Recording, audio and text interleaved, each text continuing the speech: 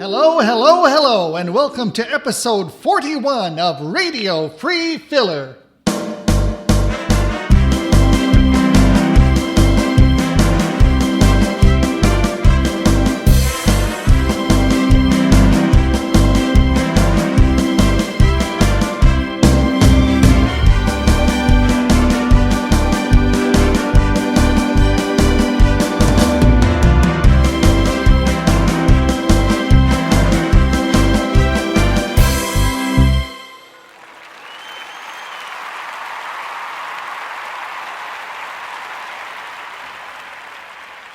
You know, the COVID pandemic has brought about a lot of changes. Changes in how a lot of us work. Changes in the way we dress in public. Changes in how we socialize. Changes in how we vote. Changes in our recreation. And changes in our entertainment. It's even brought out a whole new group of heroes, villains, and especially celebrities. Our first guest belongs in that last group. A brand new kind of celebrity for the COVID era. She's been very busy lately, so we're lucky to have her here, at least virtually, for our little show. So please welcome the latest singing sensation, Hermione Housebound. Thanks for having me, Bob, even if it's just virtually. Not at all, Ms. Housebound. I'm glad you could make the time. Before we get on with our interview, would you mind if I share some of your performing credits with our audience? Well, I was never the kind of person to go around blowing my own horn, but if you think it best, I'll let you give me just a little tootle. My pleasure. Folks, Ms. Hermione Housebound has an incredible performing record. Her specialty is singing duets with some of the biggest names in show business, many of whom have been around for a very long time. Her singing partners have included such greats as Al Jolson, Rudy Valley, Bing Crosby, Tony Bennett, Johnny Ray, Harry Belafonte, Elvis Presley, Perry Como, and among the ladies, the Andrews Sisters, Rosemary Clooney, Dinah Shore, Judy Garland, Peggy Lee, and even Doris Day. And the list goes on from there. Yes, Bob, it's been a real pleasure. That being said, I couldn't help noticing one name in particular that I didn't find on your list. Yes, there is a kind of a blank space on my resume. It's a little disappointing, but what can you do? For the listeners at home who haven't guessed, the missing name is that of Old Blue Eyes himself, Frank Sinatra. Can you explain the omission? Well, all I can say is that Frank was never too crazy about sharing the spotlight. But after all, he's such a big star that I suppose he has the right to be choosy about his singing partners. Well, apart from that, the list of people you have sung with is absolutely astonishing. Would you mind sharing with us some of the stories about how you made all those connections? Well, Bob, it was all surprisingly simple. Did one of them happen to discover you singing in a club somewhere, and then they decided to spread the word around? Actually, no, Bob. I didn't even need to leave the house. Really? How did you manage to sing with all those stars? Oh, I just tuned into an old-time radio station and sang along while I was doing dishes. But how did they ever hear you? I don't think they ever did, Bob. I just sang along with the radio, that's all. One of my kids must have recorded it and put it online. So you never actually met any of those stars? Not even virtually? No, Bob, You're the closest thing to an actual celebrity I've ever talked to.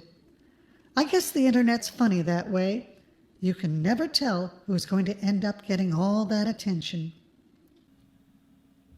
Does your newfound fame ever bother you? Not at all. Don't people come up to you on the street asking for autographs? That's never happened to me. You neither, huh? Well, why do you suppose that is? It's simple. I never leave the house. Don't people come knocking on the door? No, I think the big quarantine sign in the front yard probably has something to do with it. Oh dear. Are you quarantining now? No, but I tried it a few months ago. So why is the sign still there? Well, it's like I told you, Bob. I never leave the house. Well, thank you for your time. I'll let you get back to your career. Thanks for having me, Bob.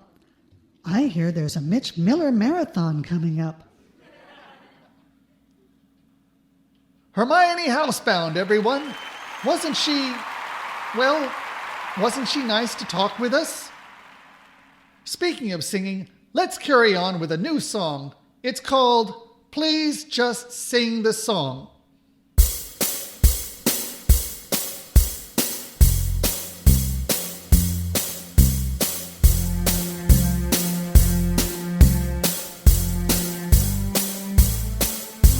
Please just sing the song this time.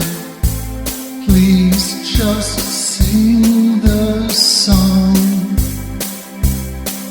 Just use the words and music and don't draw out the notes too long. It's enough to sing the melody and make sure that the words are clear. And there's no need to prove that you can hit a note way up here. This song is plain and simple and makes a gentle sound. So there's no need to go and twist the tune all around. The words convey the meaning. You don't need to say them twice, say them twice.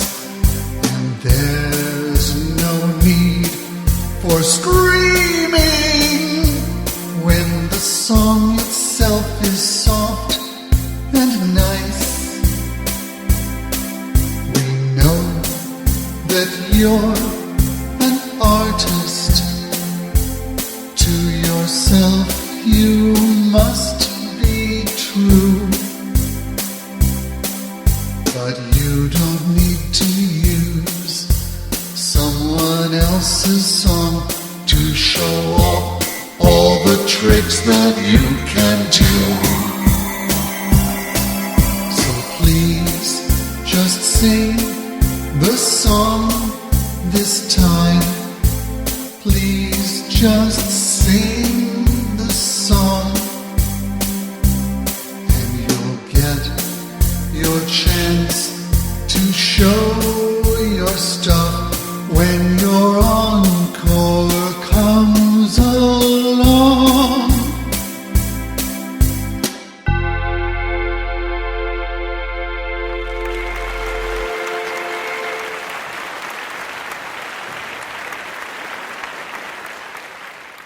And now it's time for Please Just Do the Show. The world of reality television has tried all sorts of gimmicks over the years. Sometimes they try to make the shows seem kind of educational, like that show Scantily Clad and a Wee Bit Uncomfortable. in which the contestants were carried into a crowded subway car wearing only scratchy long red underwear, which was put on backwards. Or that low-down waterlogged special, Life at the Bottom of the Barrel, in which backwoods contestants were thrown off the edge of Niagara Falls in barrels wearing only scratchy long red underwear, which was put on backwards. I think that show had the same producer. Anyway, here's another entry for your consideration and probable dismissal. It's called House of Acute Embarrassment.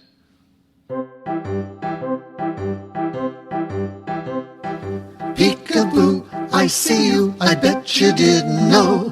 That thing that you were doing is gonna be part of the show. You might have come for money, or maybe instant fame, but by the time we're done with you, your life won't be the same.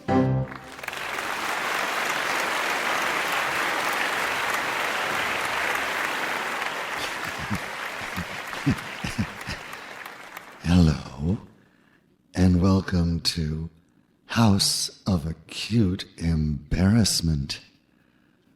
We've arranged for all our contestants to move in and actually live in one of several rooms in this specially designed house. As with so many reality shows, they'll all be competing for a prize, only this time nobody knows exactly what that prize will be, apart from what they no doubt think will be a fast track to celebrity.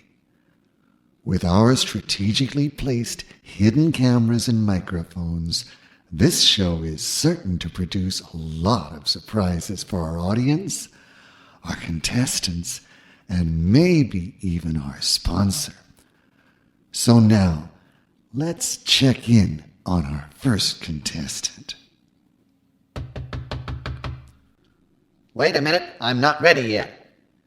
Yes, I know. They told me 10 more minutes.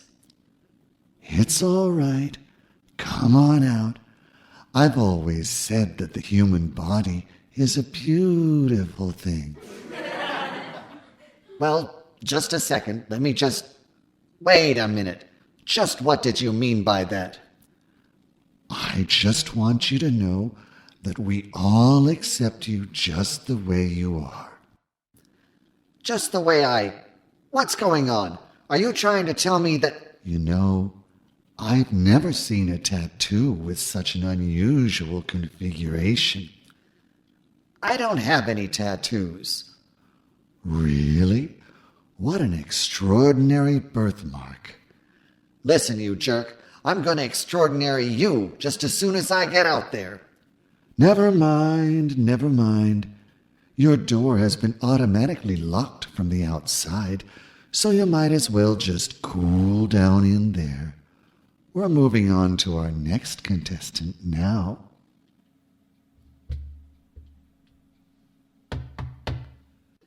I'll be right out.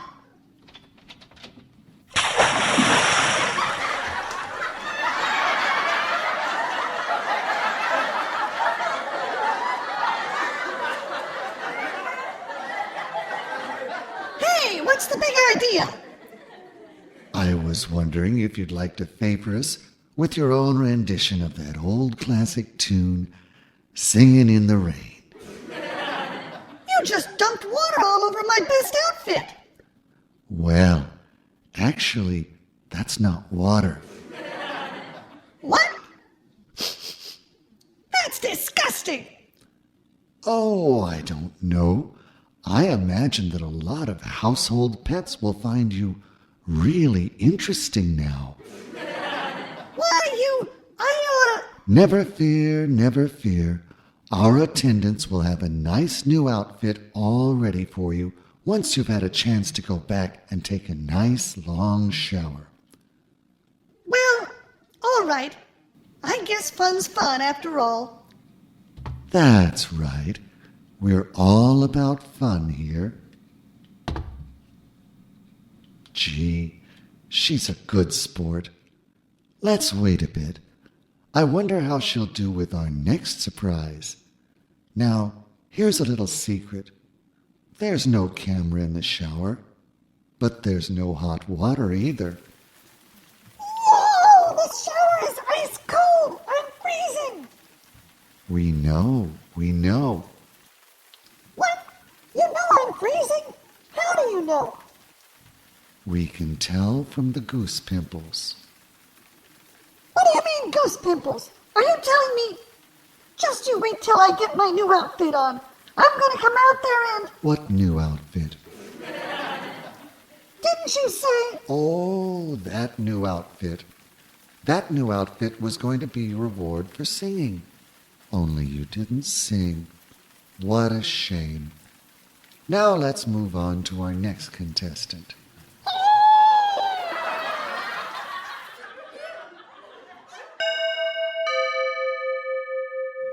Who is it? It's showtime. What do you mean, showtime? I'm the janitor. There ain't no guest assigned to this room. Oh, yes, there is. It's a surprise guest.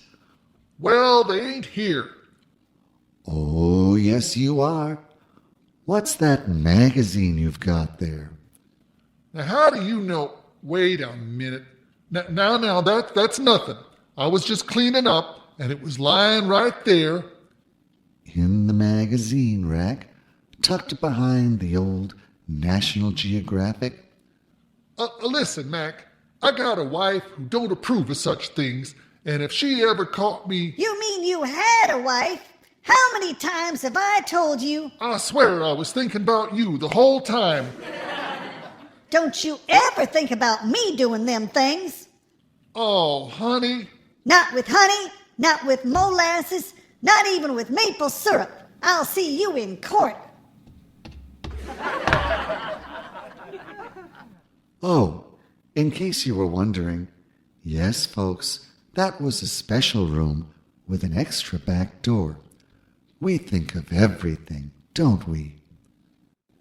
We now interrupt with a word from our sponsor. Cancelled.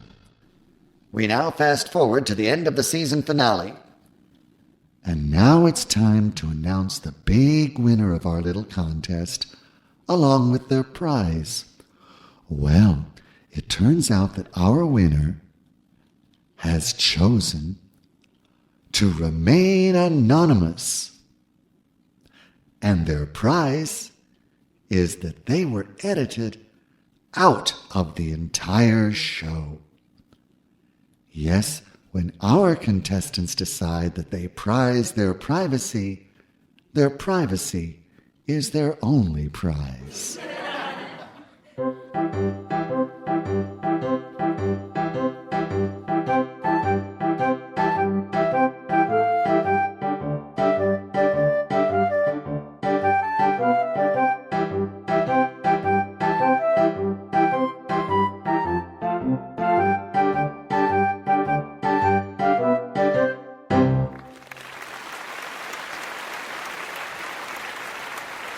Well, for the rest of them, I suppose the price of fame is sometimes fame itself. Anyway, let's take a trip down memory lane with a good old-fashioned routine that I used to do with my partner, Bert. The setting is back home, somewhere in the Green Mountain Hills of Vermont.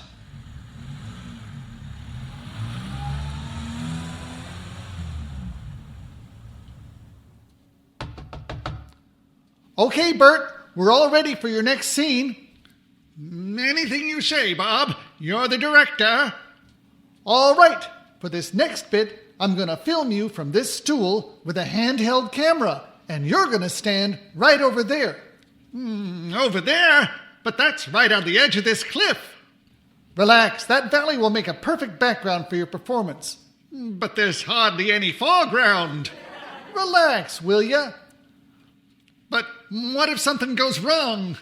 Don't worry, I've got plenty of film in the camera. We can just do another take. That's not the kind of wrong I was talking about. Oh, go on. Just get out there and do your stuff. Well, all right. I guess I'll just have to... Yikes! Hey, what are you doing? Get up! What do you expect me to do with you sitting on my lap? Well, I'll tell ya. Just play me like I'm a banjo. Give it all your bim and verve. Play me like I'm a banjo.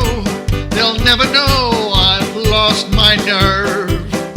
I've never been down south, but I want to let you know that south's the only down that I'd ever want to go. So play me like I'm a banjo, and that will be alright with me. Yes, play me like I'm a banjo. Really give the song your all. Yes, play me like I'm a banjo, 'cause I don't wanna take a fall. I'd never make a fuss while we're up here on this cliff, but we're so near the edge and the height just scares me stiff. So play me like I'm a banjo, and we'll make showbiz history. Oh, yuck, yuck, yuck, yuck, yuck, yuck, yuck, yuck, yuck, yuck,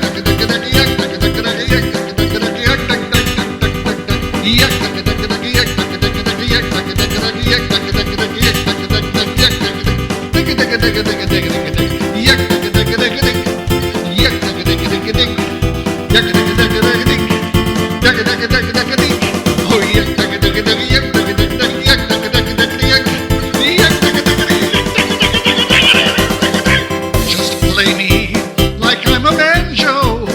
Give it everything you got. Yes, play me like I'm a banjo. Just go ahead and take your shot. We've always stuck together as we roam from town to town, 'cause you're my favorite straight man and I'm proud to be your clown. So play me like I'm a banjo, 'cause it's a long way down.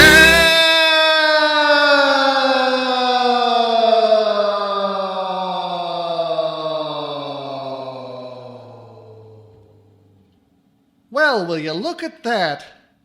I never knew we could hold a note that long. Oh well, that's showbiz.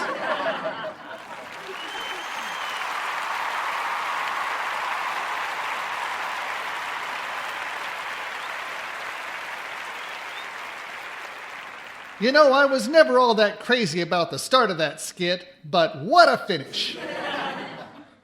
Anyway, as Bert would say, the show must go on. After the popularity of our previous advice segment with Dr. Joyce Bothers, at least among the people who matter, we decided to ask her back for a second appearance, which she declined, feeling that we're going to try a different advice program called Ask Mr. Snark. Hello, folks. Number 1. Feeling chilly? Go jump into the ocean next to a great white shark. Once he's eaten you, you won't notice the cold. Number 2. Do you ever feel like you've been banging your head against a brick wall? Well, you just go out and try really doing it. If you can still remember what you were complaining about, you're not doing it hard enough. Number 3. If at first you don't succeed, try again. Just remember that everyone else is laughing at you. Now, let's open up the show for some stupid questions. Question. I have the feeling that I'm not physically attractive, and it makes me believe that I can never have a romantic relationship. I'm enclosing a photo so you can give me some really honest advice. Answer. Having seen your photo, I not only have advice, but also a request. No, I'll make that a demand. Go away. Question. Would it help if I got a lot of money? Answer. If you get a lot of money, send it to me, and after I get it, I'll tell you what to do. Question. My slippers have slid under the bed, and I don't feel like crawling down there to retrieve them. I would ask my maid, but she's out of town on a family emergency. Answer. Do nothing. Your slippers aren't there anymore, and your maid isn't coming back. She's my maid now. Question. I suffer from feelings of excessive entitlement because I have so much when so many others in the world have so little. What shall I do? Answer. Take all your wealth and find a half-gallon jug. If the jug is big enough to hold all your wealth, use it to fill the jug. And then put a cork in it. I'm not interested. Mr. Snark, everyone. Wasn't he great? Well, that about wraps it up for this show. Tune in again next time for another episode of Radio Free Filler.